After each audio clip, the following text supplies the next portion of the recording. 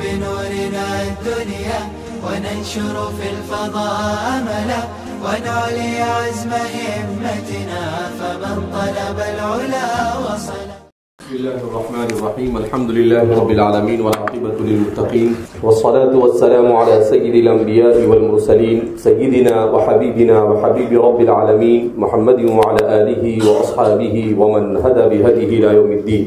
اس کے بعد بیان کرتے ہیں حدثنا محمد بن یحیی حدثنا زہر السمان عن ابن عون عن محمد بن عبیدہ عن علی. تو اس سے پہلے والی روایت کے اندر میں عن عبیدہ عن علی عن محمد ابن سیرین، تو جو کہ وہاں پر صرف ابن سیرین تھا، تو یہاں پر جو محمد ہے وہ محمد ابن سیرین ہے، ان کا نام اوپر نہیں آیا تھا، اس وجہ سے یہاں پر اس سند کو ذکر کیا.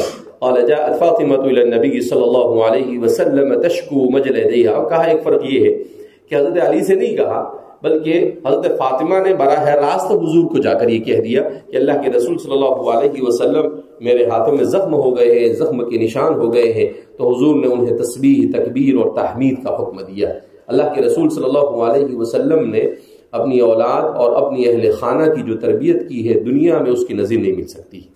حضور فرماتے ہیں یا فاطمہ بنت محمد انقضی نفسک من النار، اے فاطمہ بنت محمد اپنے آپ کو جہنم سے بچانے کی فکر کرو. تو ایسا مت سمجھنا کہ تیرا باپ محمد ہے تو جہنم سے بچ جائے گی. کہا کہ نہیں، میں تجھے جہنم سے نہیں بچا سکتا ہوں. کبھی اپنی پھوپھی سے کہتے ہیں یا صفیہ یا عمت رسول اللہ کے رسول کی پھوپھی کان کھول کے سن لے، اپنی جنت کے لیے تجھے خود اپنی تیاری کرنی ہوگی. تیرا محمد کی پھوپھی ہونا تجھے جنت میں نہیں لے جائے گا. تو آپ صلی اللہ علیہ وسلم نے ایسی تربیت کی، مشقتوں کو اٹھانا، ذکر اور اللہ کے ذکر میں ہمیشہ لگے رہنا. اس طرح سے یہ سبق ہے ہم سب کے لیے کہ ہم بھی اپنے گھر والوں کی ایسے ہی تربیت کریں. باب منہ وبه قال حدثنا احمد بن منيع قال حدثنا اسماعيل بن علية قال حدثنا عطاء بن السائب عن ابيه عن عبد الله بن عمرو رضي الله عنه وعنهم اجمعين قال قال رسول الله صلى الله عليه وسلم خلتان لا يحصيهما رجل مسلم الا دخل الجنة الا وهما يسير ومن يعمل بهما قليل يسبح الله في دبر كل صلاة 10 ويحمده 10 ويكبره 10. قال فأنا رأيت رسول الله صلى الله عليه وسلم يعقدها بيده. قال فتلك 50 و100 باللسان و1500 في الميزان. وإذا أخذت مضجعك تسبحه وتكبره وتحمده 100 فتلك 100 باللسان و1000 في الميزان. فأيكم يعمل في اليوم والليلة 2500 سيئة. قالوا فكيف لا نحصيها؟ قال يأتي أحدكم الشيطان وهو في صلاته فيقول اذكر كذا اذكر كذا حتى ينفتل فلعله ألا يفعل، ويأتيه وهو في مضجعه فلا يزال ينظمه حتى ينام. هذا حديث حسن صحيح. وقد روى شعبة والثوري عن عطاء بن السائب هذا الحديث، وروى الأعمش هذا الحديث عن عطاء بن السائب مختصرا، وفي الباب عن زيد بن ثابت وأنس وابن عباس رضي الله عنهم أجمعين. وبه قال حدثنا محمد بن عبد الأعلى الصنعاني قال حدثنا عثام بن علي عن الأعمش عن عطاء بن السائب عن أبيه عن عبد الله بن عمرو رضي الله عنهما وعنهم أجمعين قال رأيت رسول الله صلى الله عليه وسلم يعقد التسبيح. هذا حديث حسن غريب من حديث الأعمش. وبه قال حدثنا محمد بن إسماعيل بن سمرة الأحمسي الكوفي قال حدثنا أسباط بن محمد قال حدثنا عمرو بن قيس الملائي عن الحكم بن عتيبة عن عبد الرحمن بن أبي ليلى عن كعب بن عجرة رضي الله عنه وعنهم أجمعين عن النبي صلى الله عليه وسلم قال معقبات لا يخيب قائلهن تسبح الله في دبر كل صلاة 33 وتحمده 33 وتكبره 34. هذا حديث حسن. وعمرو بن قيس الملائي ثقة حافظ. وروى شعبة هذا الحديث عن الحكم ولم يرفعه، ورواه منصور بن المعتمر عن الحكم فرفعه. امام ترمذی اپنی شیخ احمد ابن منی سے اور وہ اسماعیل ابن علیہ سے اور وطا ابن صائب سے اور اپنے والد سے صائب سے اور وہ حضرت عبداللہ ابن عمرو ابن عاص رضی اللہ تعالیٰ عنہما سے روایت کرتے ہیں کہ نبی کریم صلی اللہ علیہ وسلم نے ارشاد فرمایا خلتان لا يحصيهما رجل مسلم الا دخل الجنہ، دو خصلتیں، دو عادتیں ایسی ہیں جو مسلمان بھی اپنے اندر ان عادتوں کو پیدا کرے گا وہ جنت میں داخل ہو جائے گا۔ کہا دو کام ہے، اگر اس کی پابندی کرو گے تو سیدھا جنت میں داخل ہو جاؤ گے۔ مگر اللہ کے رسول صلی اللہ علیہ وسلم عجیب حضور فرماتے الا وہما یسیر ومن یعمل بہما قلیل، آگے کان کھول کر سن لو، وہ دونوں خصلتیں ہیں تو بہت ہی مختصر، بہت چھوٹی سی، تھوڑی سی، یسیر، اس کے لیے بہت پاپڑ بیلنے پڑتے نہیں ہیں، مختصر وقت لگتا ہے، مگر اس پر عمل کرنے والے بہت تھوڑے، سبح اللہ فی دبر کل صلاۃ 10، کہا کہ 10 مرتبہ ہر نماز کے بعد اللہ کی تسبیح بیان کرے، سبحان اللہ کہے، 10 مرتبہ الحمدللہ کہے اور 10 مرتبہ اللہ اکبر کہے، ایک خصلت ہو گئی۔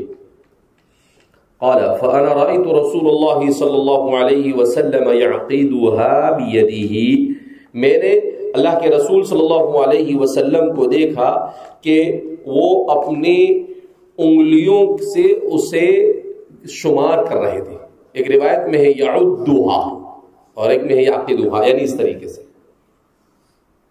آپ صلی اللہ علیہ وسلم کیا کرتے تھے، اس کو شمار کرتے تھے، یعنی اس کے لیے کوئی الگ سے تسبیح نہیں تھی۔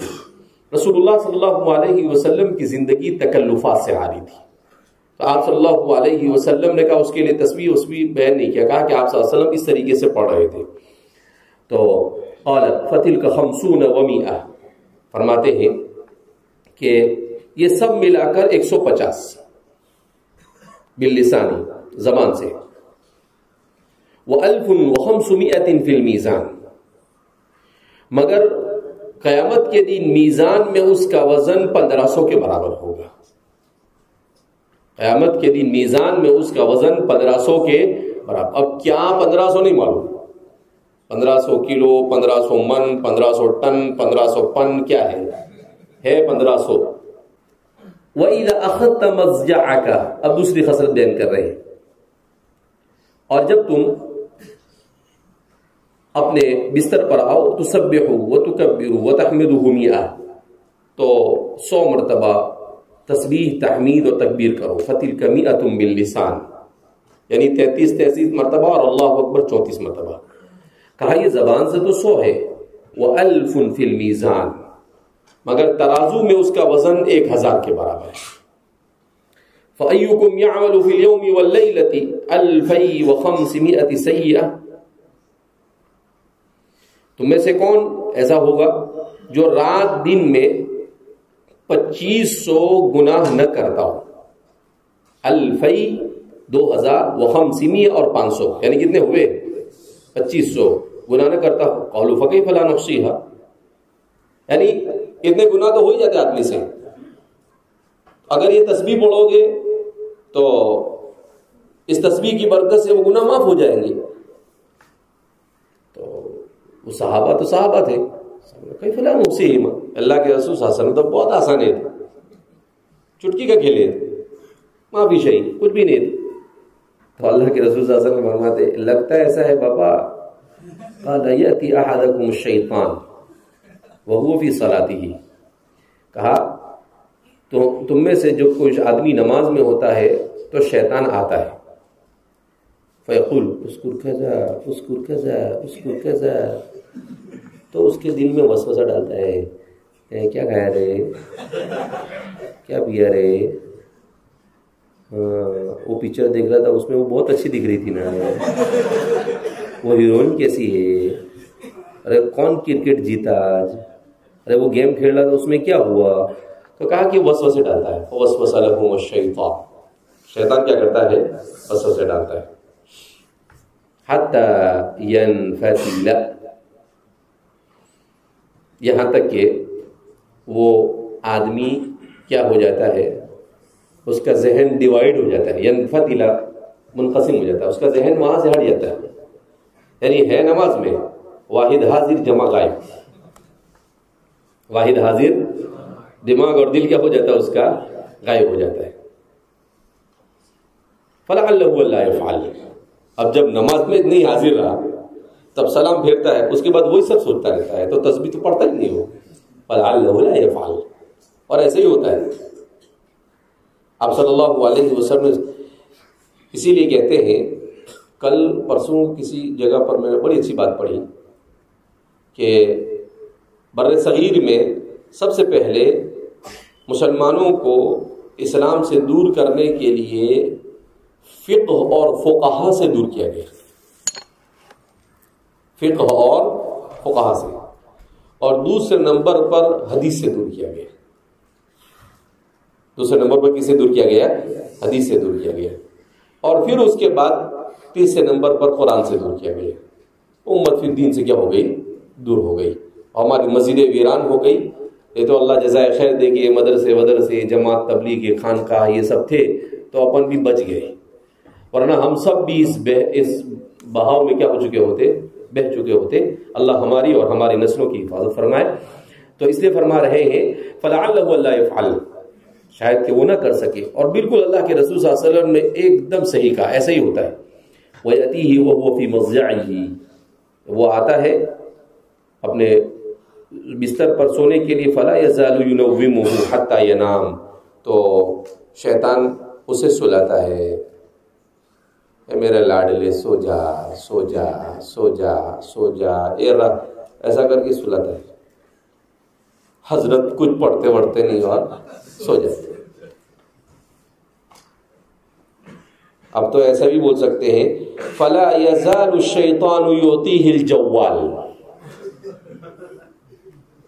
وَيُحَرِّضُهُ فِي رُؤْيَةِ الْخَبَائِثِ، کہ شیطان اسے موبائل پڑھا دیتا ہے اور اسے آمدہ کرتا ہے کہ وہ خبیث قسم کی چیزیں کیا کرتا رہے، دیکھتا رہے، حَتَّى يَنَامُ عَلَيْهَا، یہاں تک کہ انہی خباثتوں پر کیا کرتا ہے، سو جاتا ہے. پھر بولتا ہے بیمار ہو گیا، اٹیک آیا، پھر بولتا ہے کھٹک آیا، پھر بولتا ہے کہ شوگر ہو گئی، پھر بولتا ہے کہ کینسر ہو گیا، پھر بولتا ہے کہ تجارت میں برکت نہیں رہی، ساری دنیا کی برکتیں ختم ہو جاتی. تو اس لیے فرماتے ہیں لا يزال ينومه حتى ينام. هذا حدیث حسن صحیح. اس لیے آدمی کو کیا کرنا چاہیے؟ حضور قلب، جب تک کہ نماز میں جان نہیں آئے گی وہاں تک کہ ذکر اللہ کی عادت نہیں ہوگی. یہ حدیثیں بتاتی ہے. اپنے آپ کو ذکر اللہ کا عادی بنانے کے لیے کیا ضروری ہے؟ اپنی نمازوں کو جاندار اور شاندار بنانا ضروری ہے. اپنی نمازوں کو جاندار اور شاندار بنانا، نماز میں خشوع اور خضوع. ایسے ہی نماز خالی کھانا پوری کے لیے زبردستی کی نماز پڑھیں گے کچھ نہیں ہوگا، نہ اس نماز کا کوئی فائدہ ہوگا، صرف آپ کے ذمے سے فرض ساقط ہوگا، اس سے آگے کچھ بھی ہونے والا ہے نہیں. لہذا اس بنا پر جب نماز میں جان آتی ہے تو اللہ کی طرف سے ذکر کے دروازے کھل جاتے ہیں. الصلاۃ مفتاح للخیرات، نماز یہ تمام خیرات کی چابی ہے. جہاں نماز درست ہو گئی تو ساری زندگی دنیا اور آخرت درست ہو جاتی ہے، اور جہاں نماز بگڑ گئی تو وہاں پر دنیا اور آخرت کیا ہو جاتی ہے؟ بگڑ جاتی ہے. تو ایک چیز پر محنت کرنے کی ضرورت ہے، اپنی نمازوں کو کیا کر لو بھائیو دوستو بزرگوں، درست کر لو. باقی ساری چیزیں اللہ کیا کر دے گا؟ درست کر دے گا. میں انشاءاللہ ابواب الدعوات کے تحت میرے ذہن میں آیا ہے کہ انشاءاللہ پوری کتاب تیار کرتے ہیں کہ آپ کے 24 گھنٹے دعاؤں کے سائے، ذکر اور دعا کے سائے، صبح اٹھنے سے لے کر شام تک کے حضور صلی اللہ علیہ وسلم کیا کیا معمولات تھے، وہ سب میں میرے پاس تو اکثر چیزیں تیار ہی ہے، کیونکہ الحمدللہ میں خود پڑھنے کا کوشش کرتا ہوں، تو اس کو صرف حوالے کے ساتھ کیا کر دینا ہے؟ جمع کر دینا ہے. تو ہمارا کام ہے یہ، ان علینا الا البلاغ سے آگے بڑھ کر. اب اس کے بعد نہیں کرے تو پھر تو جانے تیرا کام جانے. پھر اس کے بعد قیامت کے دن اللہ کے سامنے پکڑا گیا تو بولوں گا اس کو اللہ تمہاری طرف سے میرے طرف سے ڈبل، اس لیے کہ بہت سمجھایا لیکن اس کی سمجھ میں آیا نہیں.